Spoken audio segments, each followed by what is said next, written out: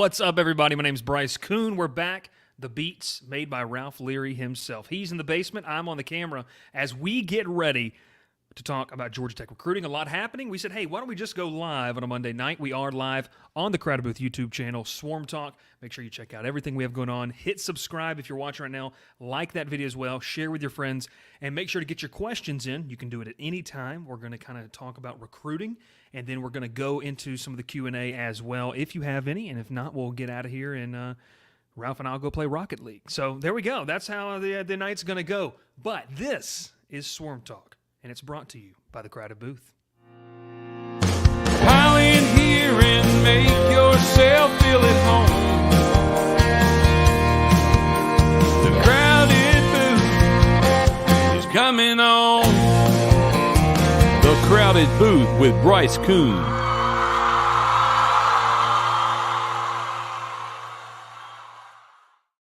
All right, everybody. Bryce Kuhn here, obviously covering the Georgia Tech Yellow Jackets, still in a different fashion here on the Crowded Booth. If you know me, some love me, some don't, but hey, that's okay. We're going to have some comments, we're going to have some questions, and the biggest thing that we're going to do here on Swarm Talk is we're going to invite you into the show and let you talk as well. You know that we have that call line. Don't touch the call line. Ralph's phone doesn't want to blow up, but Ralph did make that sick beat that brought us in with the intro. Shout out to him, producer of the show. Just checking on the message boards. He is the producer of the show. So if you have any questions about that. But this is where we're going to roll. This is what we're going to do. And Nick, I'll try to be quiet. I know you're trying to put your kids to bed. But hey, this is what we're going to do. First off, I want to show my man Ralph right here. He's having fun. Ralph, good to see you, brother. Ralph is enjoying a nice Sonic milkshake, peanut butter, I believe, as he gets ready for tonight's show, producing behind the scenes. Always thankful for that as well. Well, look, there's a lot of news to talk about. There's a lot of things to talk about. Appreciate everyone who tuned into the Aaron Philo interview that we did the night he committed, able to turn that around and get that out there. That was fantastic. Make sure you go watch that. It's linked down there below, and you can go see that as well. But look, let's talk about this. Let's have a good time. And I see Matt Brook is here, and he's going to have a great time watching tonight, and that's what we need to happen tonight. Georgia Tech recruiting, where is it at? What is the vibe? And we've talked a lot about this, the switch from Jeff Collins, I said his name, I'm sorry, Jeff Collins to Brent Key. But what do the players think? And it was really reported in the industry, in the midst of the fact that this was a guy that seemed pretty well respected in Brent Key among high school coaches. That was reported very early on, but got to talk to a couple of guys that are being recruited by Georgia Tech today.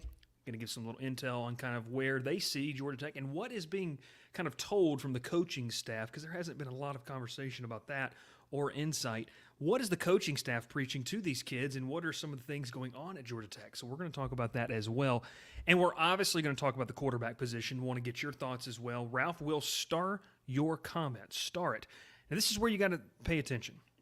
If you're watching on Twitter, we want to be able to get your comments in there. We can't receive them here on our platform, but we want you to head over to the YouTube Crowded Booth. Make sure you subscribe so you know when we go live next. But we also want you to get your comments in there. Ralph will star them, and we will then be able to answer those questions. If there's no questions, like we said, we'll get out of here. But let's start with kind of the news of the quarterback position. And this is, I think, one of the biggest things that people kind of got a little nervous. You know, you have Jakari Williams out of FPD, and I talked with someone today who played against him. But Williams decommits. Now, there's a lot of conversation about why, the girlfriend situation, whatever it is. Here's kind of my take. Saw Williams play in person this past year. A fantastic athlete on a really bad football team. You're also playing at the GIAA level, so it's the competition is really, in my opinion, not where it needs to be. Now, does that mean that Williams is a bad football player? It does not. I think Jakari Williams is going to have a successful career somewhere. It's just not going to be Georgia Tech. But as we continue to learn and continue to hear that Williams was going to kind of be, whether you want to call it phased out, we know Chris Winkie went around to see some of those targets. And the Tech staff just came back, along with Buster Faulkner, who had a real hand in the recruitment of Aaron Philo. And that was the number one choice. When Philo was committed to Minnesota, he then turned around, decommitted. It was always a possibility that this kid, maybe he's going to come. Maybe he's going to come to Georgia Tech. He's going to stay home in the state. But we'll see. Well, he makes the official announcement, and I think that's what's really huge about all of this. Philo, people are going to follow. Now, obviously, the ranking, people get caught up in that, but this is a kid who also played at the single A private level at Prince Avenue Christian. Ralph, for sure, and I know what it's like to go play Prince Avenue Christian. Ralph?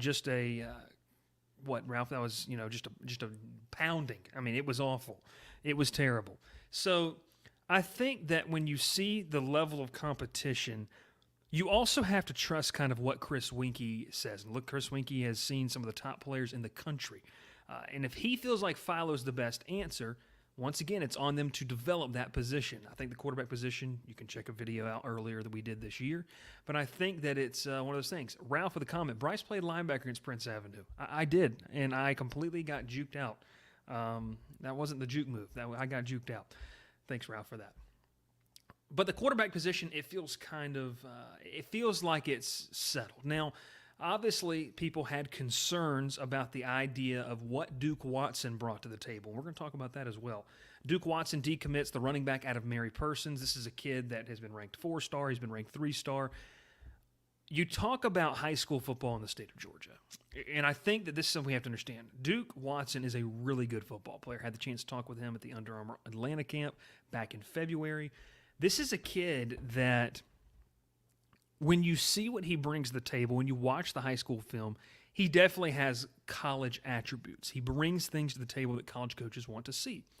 But I think as Norvell McKenzie, the new running backs coach, not really anymore, but the running backs coach at Georgia Tech, goes through what he wants, I think that he's trying to figure out what does this room look like currently on the roster, but what does it turn around and look like in the future? And so obviously he had Duke Watson on board, but I think it's another thing to say that he also figured out what he had in the spring and what he potentially could have going forward, what potentially the portal is going to entail. And so is it that Watson didn't fit in? Did Watson decommit? Or was it another situation where Jakari Williams, that has been reported that Williams was kind of one of those guys in the chopping block? I sit in the camp of I think that Duke Watson's a guy that Georgia Tech would love to have necessarily, but I think that it's more of one of those things they see maybe a different idea of what they can do. So when you see what Watson brings to the table, he also brought to the table that he continued to explore his options. And while some fans might get upset by that, this is a kid that I think has every right to do that. You want to do that. So we will see kind of where it goes forward and what they want to do, at the running back position. But I think this running back position is still in a good state. I think that they have, they have options going forward, and they've got targets, and we're going to talk about one of those targets here in just a little bit. But as for the decommitments, you had Jakari Williams, you had Duke Watson, you brought in Aaron Philo. Philo kind of replaces what you needed, but you still want to see, obviously, some commitments as we look at some of the class, and obviously the news today that dropped of the commitment with, do we even want to try to pronounce his name? It's William DePape. We'll say. I don't know, but we're gonna try to figure that out. If you know, throw it in the comments below. They get a defensive lineman, 6'6", 225 pounds. Now, when I hear that, I think, holy cow, that's a very, very light interior defensive lineman. I don't think that I think this is more of a rush-in type of guy. For a guy like, William here from Illinois was recruited heavily by Marco Coleman. When Coleman came back down to Georgia Tech from Michigan State, the relationship continued to flourish. And so for Georgia Tech to get this, I should say, this commitment, it not only shores up kind of the pass rush, I think, for the future, it also talks about, Marco Coleman and his ability to maintain relationships no matter the job. Now, what I mean by that is 2 seasons ago, Michigan State was coming off of, I believe, and Ralph can quote me on this, I believe it was a Chick-fil-A Peach Bowl game against Pittsburgh. I think that they played in that Peach Bowl 2 years ago. Mel Tucker's second year, I believe, in East Lansing. They were trending in the right direction. Now, I think, too, when they had a bad year last year, Georgia Tech didn't have a fantastic year, obviously 2 years ago, won 3 games.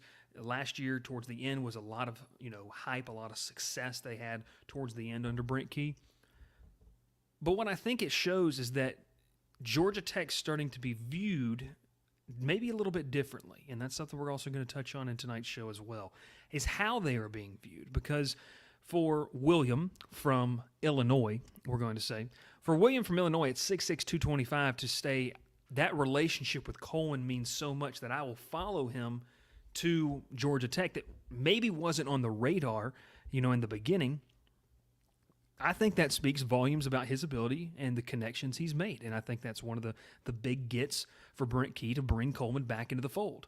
Let's talk a little bit more about this. And, Ralph, I want you to pull up the Georgia Tech coaching staff because there's a name, and I can never remember who it is, but I need to make sure that I get it correct.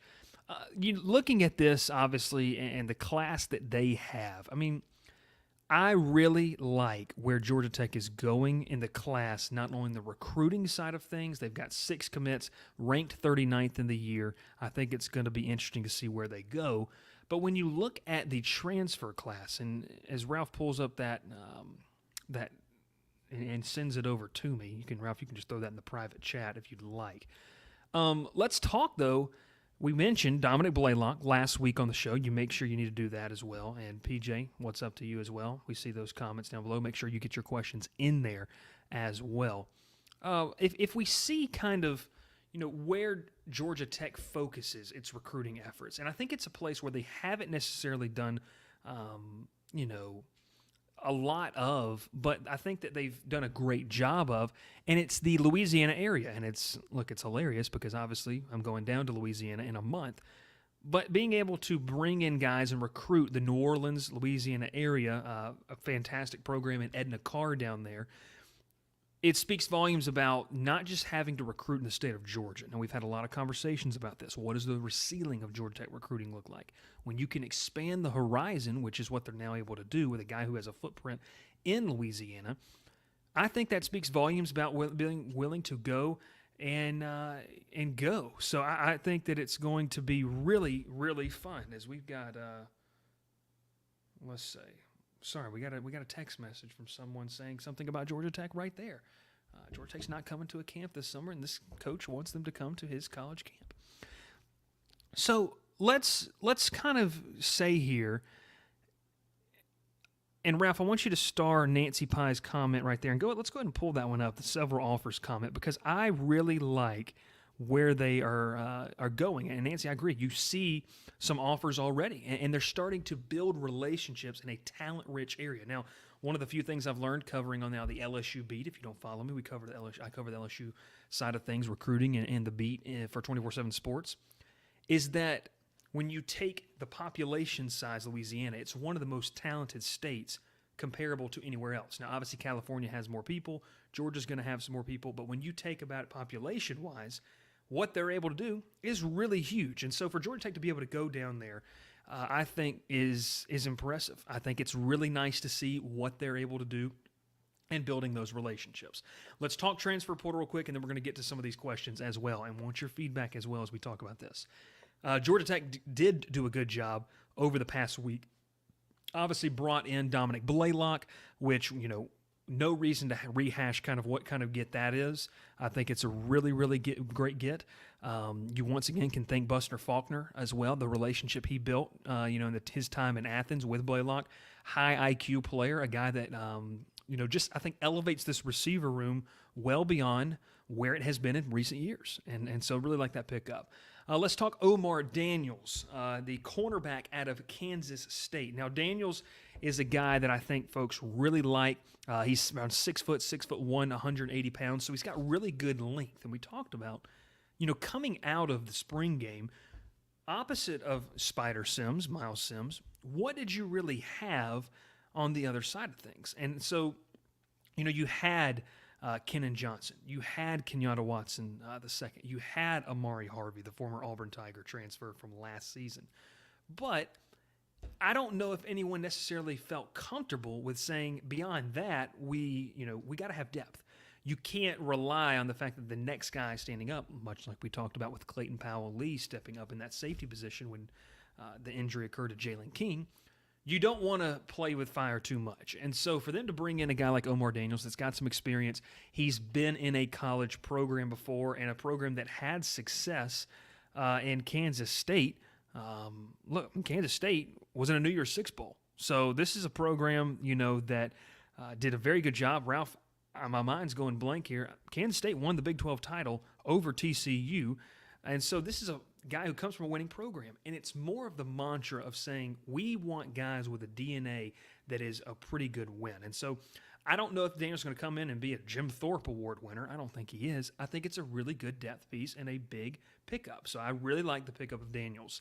Got a scouting report on Eddie Kelly, the 6'4", 274-pound defensive lineman. And so let me pull this up on my phone here. I was texting with someone who was, close with Kelly, knows his game. And so we're going to read this on the stream here tonight. So let's get right here. This is a thing right here. So, Kelly is a guy that had some relationships with the people on the staff back during his high school recruiting days. He transfers in from USF.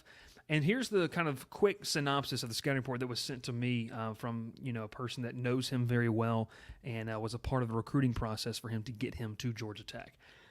Eddie is long and athletic and a guy that can really get to the to the quarterback.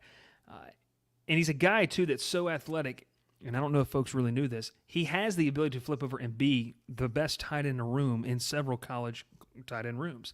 He has good hands and vision. He understands the game, and he's a willing blocker. He's not afraid to kind of get nasty and has a knack for big plays. He did that in high school at the tight end position, but at his size, why did you have to go get Eddie Kelly? And this is the fun part where we talk about this. Ralph, no earmuffs for you, but it's no secret that Georgia Tech's going to head to Oxford this fall. Everyone knows it. Georgia Tech fans really want to make an impression. Now, whether that impression is a win or showing competitive spirit, unlike they did last year when they got ran out of their own building, you lose another guy to Ole Miss. That's 2 this past cycle, 3 going back to Jared Ivey. Now, I want to preface all of this conversation with this, and this is where we're going to kind of take this. What is going on with the Georgia Tech to Ole Miss exodus? That it seems to be a theme. It started with Jared Ivey, who I think is a quality young man, a quality player, and so this is no knock or any type of action on the character of the player. Zamari Walton, after being one of those guys that painted out the hashtag that everyone thought was really fun and really cool, he transfers out as well. Akilo Stone, who was a guy that came on pretty strong last year and then turns around and is the captain in the spring game and transfers maybe a week later when the portal opens. Stone obviously takes one visit and goes. So let's have this conversation. This is not just significant to Georgia Tech. It feels like it because you're a fan and you get that, but it's something that's kind of causing a little bit of confusion from fan bases. This is where we want to clear it up. Where is the line for tampering in this? And I think in this situation with Stone, look, you got to understand, Lane Kiffin is really good at getting guys out of the portal. He's really good at recruiting guys out of the portal. He understands the limitations that he might have recruiting at the high school ranks. Now, look, they're going to have some good classes, but there may be some limitations. But if he can pull a guy from a program in the transfer portal, which is completely legal, he's really good at it. Ralph, I'm not mistaken, I think 24/7 Sports had him as the number 1 or number 2 class last cycle when they brought in a ton of players, including Jackson Dart. They had his tight end from USC. They obviously had not Judkins, but they had Zach Evans they brought in from TCU. They paired him with Judkins, who maybe another show for the day. Ralph thinks is the best running back in the SEC. I agree with him. I think the kid's unbelievable. All this to say, though, is where's the line of saying too much is too much? I think this is a case where you see that Jared Ivey was there, okay? Jared Ivey was there for a year. He had a nice year. So when he hears, and these kids are going to communicate, that there might be a guy at his previous program in Georgia Tech, in a Zamari Walton, that is looking for a change of scenery. When he fires the text message, maybe they're talking, maybe they're playing, Call of Duty or something one night, and says, man, they're talking, what if you came here? Oh, never thought about that. Well, let's see. You know Jared Ivey's going back to the coach and say, hey, my friend over here is, having an opportunity. He's maybe looking at something else. What can we do for him? It's not necessarily tampering because you're never going to stop kids texting and talking to one another who have played together, maybe they were in high school or in this case in college, and turn around and get them to say, you know what, you can't text your friends and say, if you're looking to go elsewhere, come here. So Walton does that. And now in the case of Akilo Stone, who I think was really in a spot to really be a pivotal player alongside Zeke Biggers in that defensive line. I mean, this was going to be, I think, one of the strengths in how they were going to, work off of the loss of Keon White, who got drafted in the second round of the Patriots. They needed this guy. And so, we got a question, and I think it's an appropriate time to kind of answer, here in a second, Ralph. Just allow me to finish this little part here, and we can answer it. But when you see the NIL opportunities that a school like Ole Miss has compared to a Georgia Tech, and we're going to end the part of the conversation and get to the questions after this, it's not really close right now. And so where Ole Miss can say is, hey, we can offer you an opportunity, and it's exactly what the portal was designed to do, okay? So this is exactly what the portal was to do. I saw it this past year at the FCS level to FBS, and you see it right here. The SEC and the ACC are not equal. We had a conversation in the Discord about this earlier today. If you're not in the Discord, make sure to join. On YouTube, hit it down below. But what we have to understand is if the pitch is, we're not even talking about NIL money yet. You get to Ole Miss. Let's say you get in the rotation. You have an opportunity to put, game film against Alabama, LSU, whoever Ole Miss else they play, quality teams in the SEC. The fact of the matter is the NFL scouts are going to the SEC more often than not to look at what type of players they have to see what they can do. So it's an opportunity to elevate your game. He played great last year.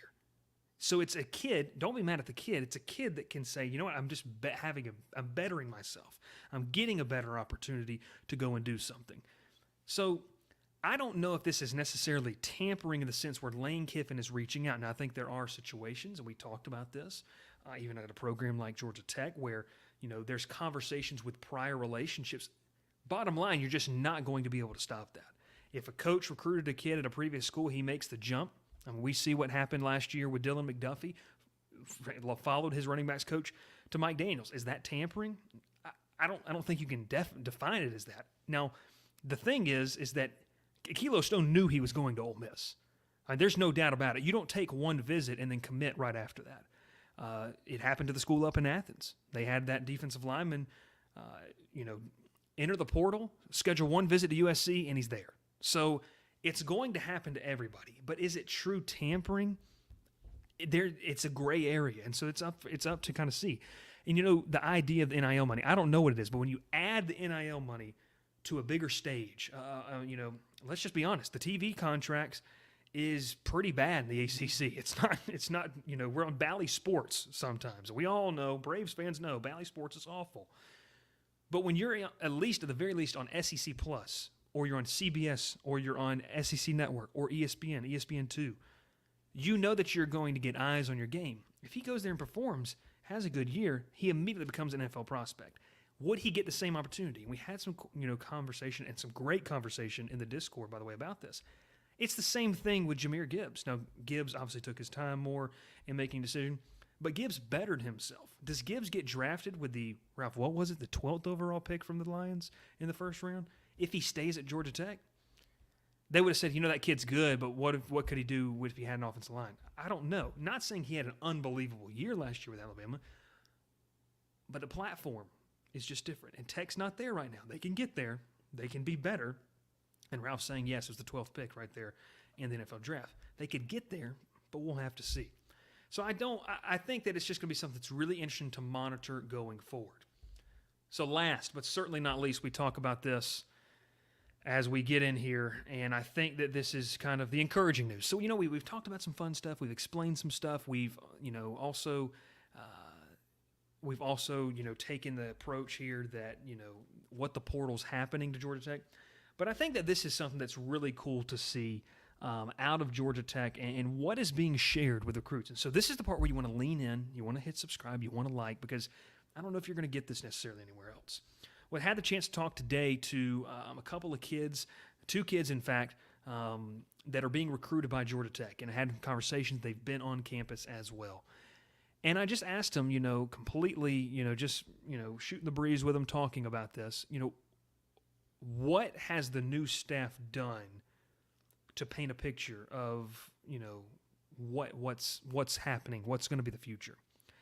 And talking with, one specific player who's being recruited by Georgia Tech, has other schools as well, and he said one thing, the vision of playing in Atlanta is still very much a thing. And look, it's a cool thing. And, as much as people want to give grief about Georgia Tech, Ralph included, playing in downtown Atlanta can be cool. It's a picturesque type of college football atmosphere in the sense of the skyline. You don't have many of that elsewhere. So having that chance is going to be something that's really cool. But he said, too, right after his visit, they were talking about the fact that there wasn't a lot of money poured into the program, and something that everyone kind of knows. But what they do see here is the fact that the money is being poured in the program. We talk about the Edge Center and the facilities. And I asked, I said, what do you mean by that? Because I haven't been to campus in a while. And so what do you mean by that necessarily? And it's a situation that they say it feels like they're kind of catching up. And I said, okay, like with who? They said, with other ACC comparable schools. And so, I asked the question, I said, not the Miamis. Miami's got a ton of money down there. Not necessarily the Clemson's that's got the crazy football facility. But, with like Louisville. And this is a kid that's being recruited by Louisville as well. It's a kid that's being recruited by North Carolina.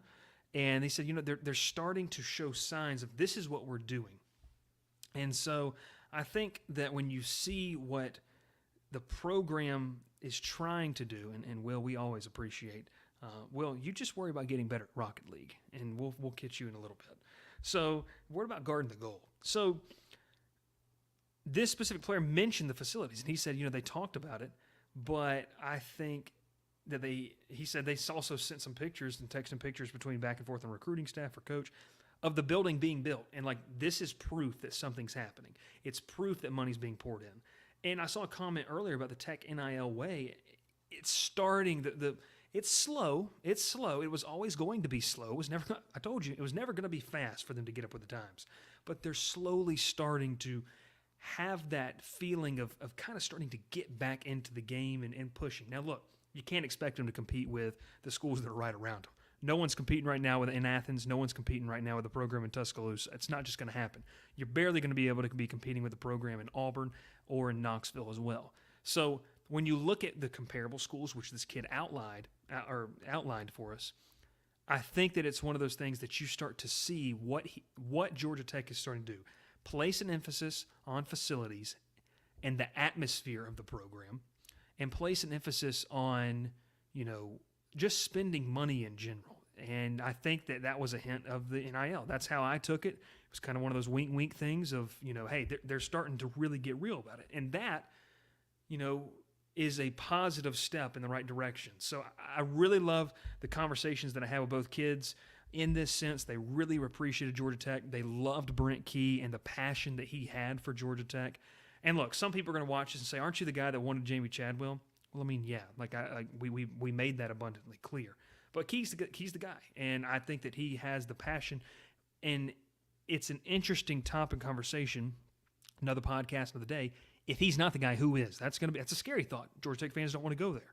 But I think it's something that's going to be really exciting to kind of see how he rolls into that. So, Ralph, let's get to some of the questions, and then we'll kind of wrap it up and get it out of here. But once again, before we do, I really appreciate you tuning in. Hit that subscribe button, hit the like button, and make sure you check out Section 103. They do a fantastic job. Ralph, I'm going to throw this up real quick. That's Section 103 ad. Some of the best gear, as Ralph gets some of the comments ready. The best gear you're going to be able to find. And it's so hard to find, merch for Georgia Tech that's really just one of those things that's like, this is what I like to wear. They've got performance gear. They've got some nice fitting gear. It's comfortable. That hoodie is amazing. And so you really want to check out what Section 103 has. Use code CROWDEDBOOTH for 10% off your first order. So, Ralph, let's get to a couple of these comments real quick, and we're going to rock and roll before we get out of here. Let's talk about it. Nancy, love hearing your perspective because sometimes I get sad when they decommit Watson. Look, Nancy, it's one of those things you do grow an attachment to players. It's you want to see, the guys, especially in the state of Georgia, call Georgia Tech home and be able to. I think to be able to take that and say, you know what, this kid's from down in Macon. He's down in Warner Robinson. He came up 75 and he contributed. So I do understand that, Nancy. I appreciate that as well. Let's get to the next one here. As Ralph's, are we happy, Sea-Dog, are we happy or mad about getting people from the party in Athens? I think this is a really interesting topic of conversation because I think it's, and I've said this, like I understand the rivalry. People are going to joke. There's people on, several, I just one in a particular message board that think it's like comedy at this point to just continue to search my Instagram and Facebook for a picture of me in a UGA polo with my now wife. I think you're just creepy, but that's fine. But all of this to say is the focus just can't be on them 24/7. Now, I understand that Brent Key said what he said in that press conference.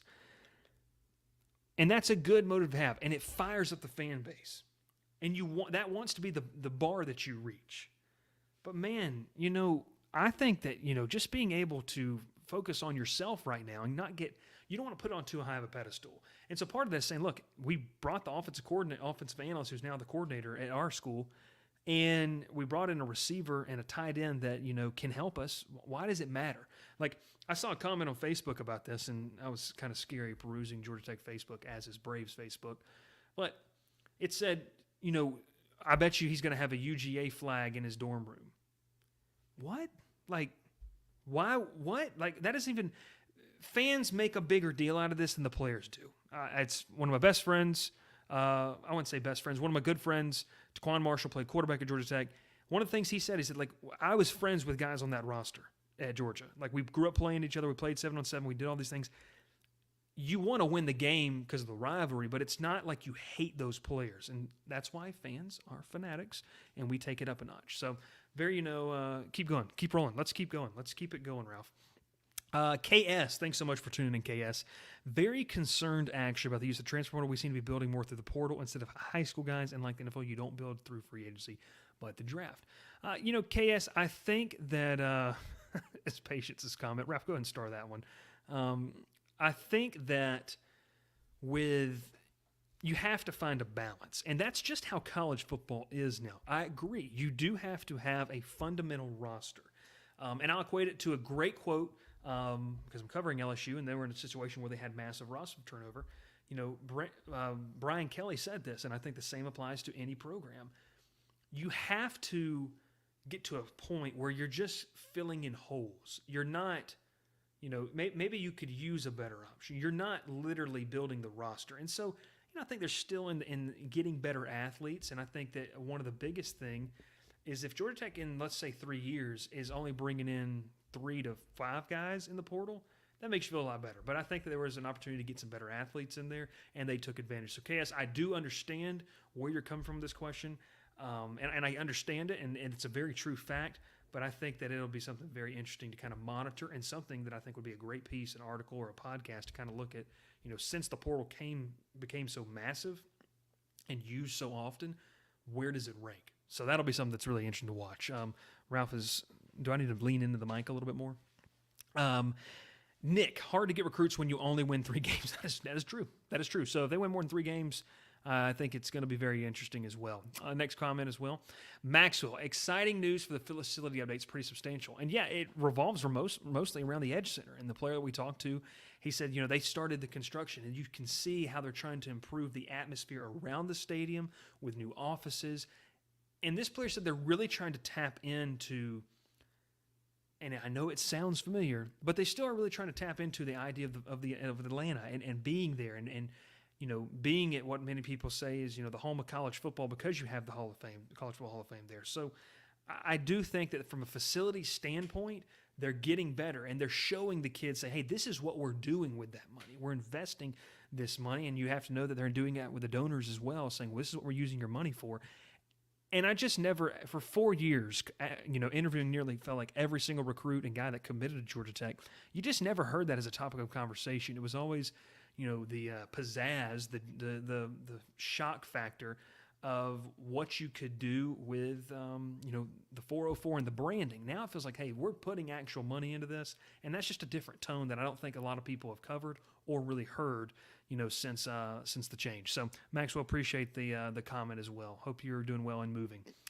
GT Bowhunter 90 with the best gym pick and profile pick on YouTube.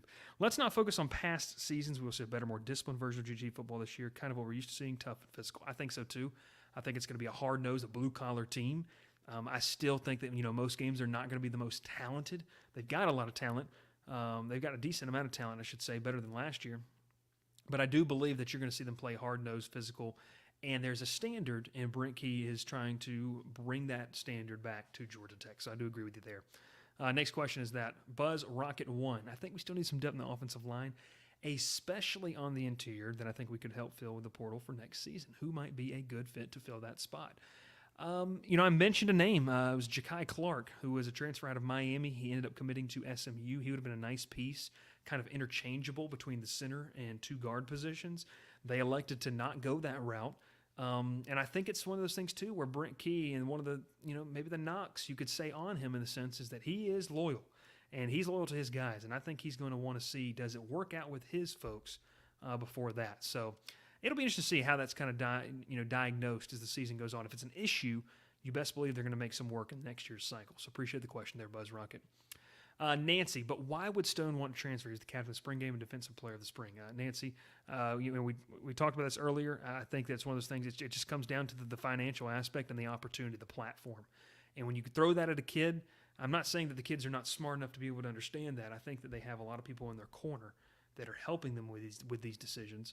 But I do believe that it's a situation where you just see what has happened. And what has happened in this sense is, there's a higher platform and there's opportunity for money. And Georgia Tech, and I will say this, the last time I checked in on this, with a player who plays a prominent role on this roster, okay, a very prominent role in this roster, the NIL opportunities were not there for him. So it's going to be interesting to see if that's part of that, painting as well. So let's keep it rolling here as we kind of get out of here in the next minute and a half. PJ, the Tech Way, NIL just starting up. Soon it'll be up.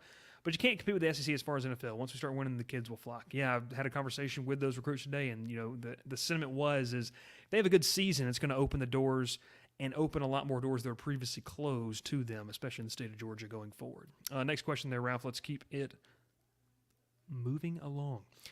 Kevin, do you think the staff is a step in the right direction? I do. I do think that it's a more serious staff. I think it's a more focused staff as well. So, yeah, keep rolling. Let's go. Does GT hit the over this year? Mojo Productions. What is the over? Is it 4.5? Is that what it is? It's you know what, GT, I'm going to. I don't know. I don't know. I want to do a full podcast on that because I really want to dive into what I think about that. But it's a very good question. We're going to turn it into a whole other episode. Next question. Let's roll. Our next comment. Patience. I appreciate you calling me out for that one. Scrolling back and find a picture of you in Georgia gear. Look, I mean, hey, listen. If you're willing to put it out there, Patience, you got to be willing to receive it. So if you're going to deal it, you got to be willing to receive it. So there you go with that as well. But hey, we'll see you tomorrow in Macon, Georgia. Let's keep rolling here with the next questions. Dr. Bob. Dr. Bob, it's always good to see you and always good to have you in the chat. Hey, Bryce, appreciate the coverage. See what my Elko's doing up here at Duke, and there's no reason we can't do the same. I'm moving to BR next summer. Let me know where some GT are. So you're moving to Baton Rouge, Dr. Bob? Let's connect. Let's talk.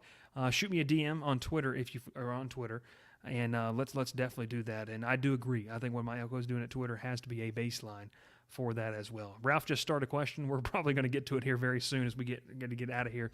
Justin, you are a faithful follower. Bryce, my question is, what is your favorite Four Loko flavor? Ralph, shoot this bad boy up there in the questions. This is why we do it live. I've never had a Four Loko in my entire life, so I don't know. And you know what? Since this is like a privately owned thing, Ralph, maybe we should do a taste test of the Four Lokos next time we go live. Ralph is going no. He said absolutely not. He might throw up. I don't know, though, so we'll see. Ralph, is that the end of the questions? Ralph, put what you said up there. Gold. There we go. Listen, hey, just want to thank so much for tuning in. 42 minutes of great content. We're back, and you guys supported, and we appreciate that. I literally talked to Ralph about an hour ago, And I said, man, I don't know how many people are going to show up. It could be 5, but hey, we've stayed at around 50 people live. We appreciate you tuning in. We're going to do some more of these. And I want to mention, hey, I'm moving in a month, but that doesn't mean the coverage is going to stop. During the season, we're going to do stuff. We're going to have the opportunity to do things that we really have not been able to do before. Ralph is going to be taking on a larger role with us as well in the producer capacity. Hey, if you want Ralph to eat, donate. Make sure you donate. I'll put that link there back in the Discord as well. But hey, we're going to do some things and expand what we're going to be able to do, and I'm excited about that as well. So appreciate you tuning in. This is the place where you want to find Georgia Tech content. We always have a great time, regardless of what people say, regardless of what people think, and regardless of how much people want to scroll back on Facebook and Instagram. But it's a lot of fun to talk about as well. And as Ralph, I don't know if you saw this, but Jake said #FrostyFun. We absolutely love it. But for my producer, Ralph Leary, my name is Bryce Coon. We say so long. If you're watching, real quick, time out. If you're watching Georgia Tech baseball tomorrow, you get to do 2 things, okay? This is what you get to do. You get to listen to the velvet tones of Wiley Ballard on the Georgia Tech Sports Network. But if you're like, you know what, I just want to watch the game and I want to see what the broadcaster sounds like, what you can also do is you can turn it on ESPN Plus and you can say, oh, that's Bryce. He's going to be on. And how often, Ralph might be the color commentator. So I don't know. I don't know what's going to happen, but we're going to see. So it's going to be a lot of fun. But hey, appreciate you so much for tuning in. My name's Bryce Coon, producer Ralph back in the home studio as well over near Williams Road. We appreciate him. We love him. And we want him to get, obviously, another Frosty or a meal. That would be nice. He's of something of substance. Thanks so much for tuning in. Ralph, hit the outro. Let's go ahead and hit it. Why not like right now? Pile in here and make yourself feel at home. The crowded booth is coming on. The Crowded Booth with Bryce Coon.